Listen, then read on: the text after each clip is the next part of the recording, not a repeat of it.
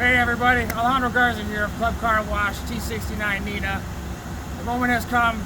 I'm finally done slacking. I'm going to record this Sonny's dump valve fix for you guys, so that way you don't have to spend that $350 to $450 on that dump valve. Just a simple $6 to $10, and you'll have it fixed.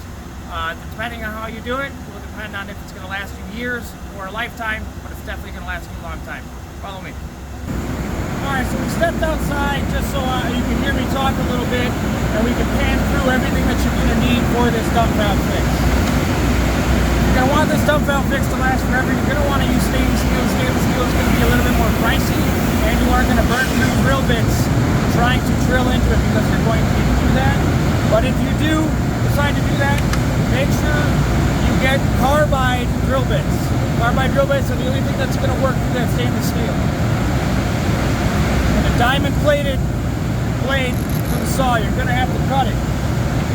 Now what I did is I picked this up from the local industrial place where they sell metal, but this is the best thing that you can do for it.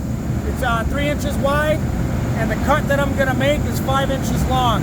This is 28 gauge, hardened stainless, so it will burn through stuff. It is very strong. This is what's going to last forever because they're going to be outside in the elements. You don't want anything to rust. It is plastic that you're mounting it to, so if the metal that you put it to rusts, it's going to weaken that plastic that's even more.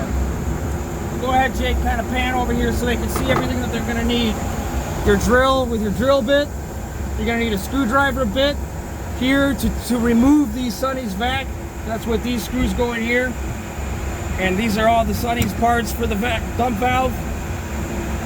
I'm using 5/16 stainless, so I got the right tools for all that. Depending on what you guys use, you're going to have a different size, but you're going to want to make sure that the bolts you use is long enough, because the metal that you're going to use to brace it is relatively thick and you're going through multiple objects. Follow me. I just want to explain to you guys a little bit about what happens that creates us always having to replace this seal, sometimes weekly, sometimes daily. You put one in there and the next day, boom, it's blowing again. The reason why that happens is these plastic lids get sucked in and crack on the inside from the pressure of the vacuum. If you can see inside there, can you see that? You see where it's cracked around there? That indentation is forcing this all up, and it's making that outer seal squeak by just enough so you can do that. So the method to this madness is we're going to flatten this back out with a piece of steel. Alright, I'm just going to demonstrate real quick to show you guys that I actually do this from scratch just to save a couple bucks. You don't always have to do that. The manufacturer, depending on where you get this from, will probably cut it exactly how you want it and fill the holes, but I'm cheap, so I do it myself. Make sure you guys have the proper PPE on, because there's going to be a lot of sparks and a lot of heat. You don't want that coming back at you, catching your eye, getting in your hands or anything like that. Gloves, earbuds, face shield.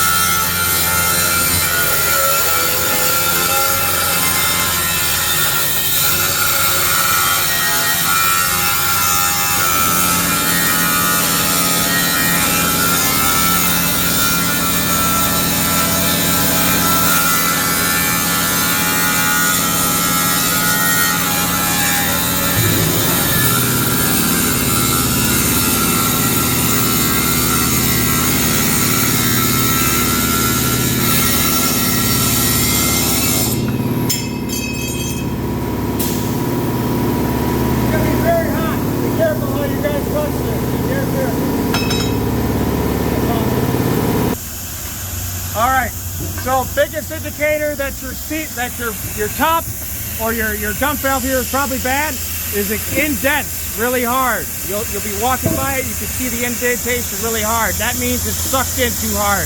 And you can hear that this one's leaking. This is the one we're gonna fix. When you do this, you're gonna wanna make sure the vacuum's off, of course, otherwise you're not gonna be able to get this down.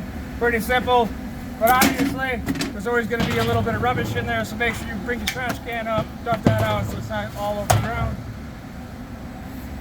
And what you're gonna do is these 4 bolts that are around it, you're gonna zip those off.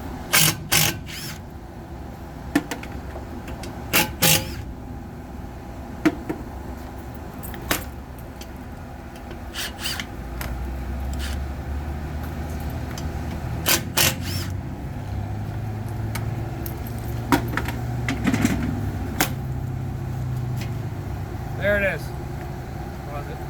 One. All right, now I'm going to show you a little bit of the assembly process of putting the unit back together to be fixed. So, as you remember, it's cracked around the middle here. That's the purpose for the 5" by 3" piece of metal. You see this little square here? This little piece of metal extends past that breaking point. If you don't cut the metal to the point where it's past this breaking point, it's going to shatter when you put it back together.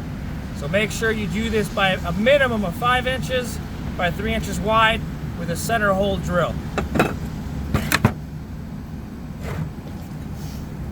You put your piece of metal on there. Don't forget this guy. I've forgotten that before. You don't want to do that. Put everything through it on this side. Open your dump valve up. Put your parley in there. Put the top.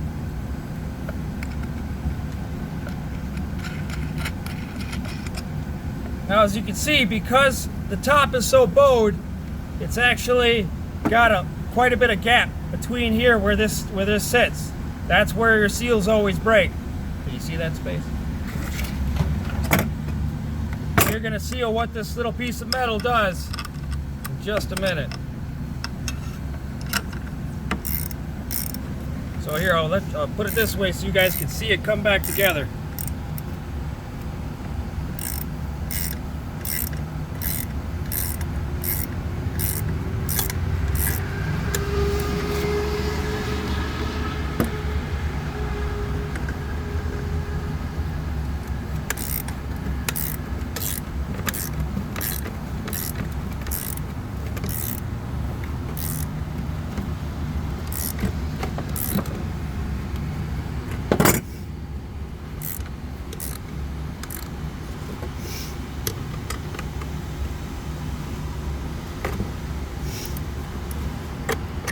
Alright, so you can see that the bowing of the lid has gone away.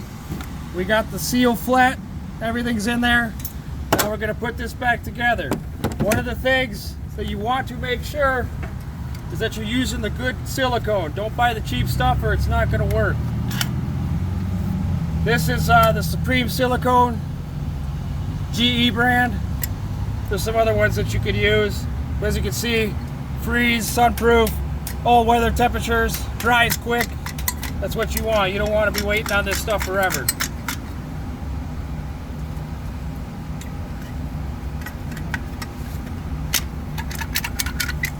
Now you're going to want to put a bead of silicone all the way around this lip in here before you install the unit.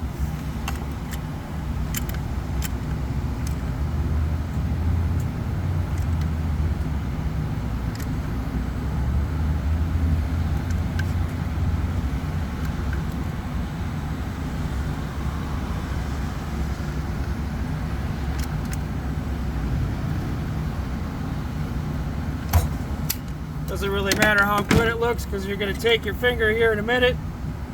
You're going to rub this bead in.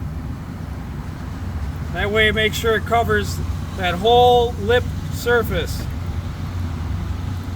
The better you do at your silicone job now will prevent you from having to do more work to fix it later.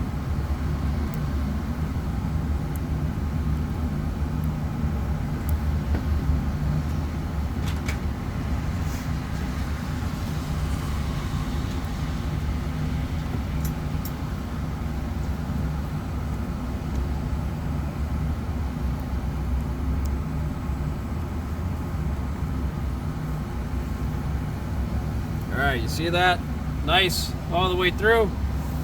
Doesn't matter how good it looks, you just want to make sure it works right. You can pause it. All right, once you install your new unit, you're gonna want to go and open it up, and the inside is gonna be a bunch of caulk residue. You want that actually to be in there, but you want to smooth it around because there's gonna be an inner lip here, and you want to rub it around those bolt threads to make sure you're not leaking air out those bolt threads.